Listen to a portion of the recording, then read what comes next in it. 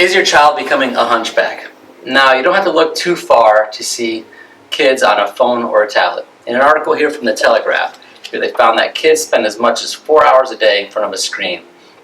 And I haven't seen too many kids that are concerned with ergonomic positioning. They just don't do it. Now, when kids are on a device, they are usually in a position similar to this. What this does is it causes a condition called text neck.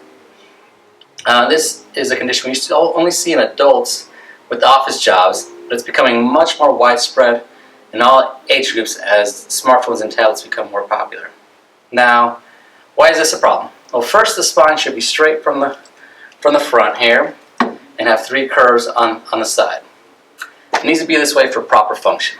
Now, what happens is when the head is flexed down for hours, it starts to create a permanent change in the structure of the spine.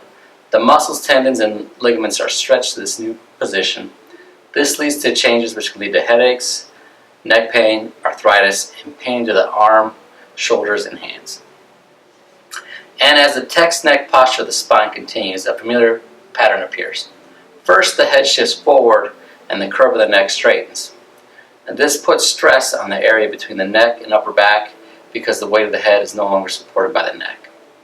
Now, as a response to this stress, the body lays down a fat pad on the upper back, similar to what happens when a callus develops on your hand when you use it a lot. Now, the longer the problem is there, the larger the fat pad. Now, this continues until you either get it fixed or you end up living in a bell tower and change your name to Quasimodo. Now, if you have a fat pad hunchback, what can you do about it? It's usually correctable, but it is much easier to correct the younger you are.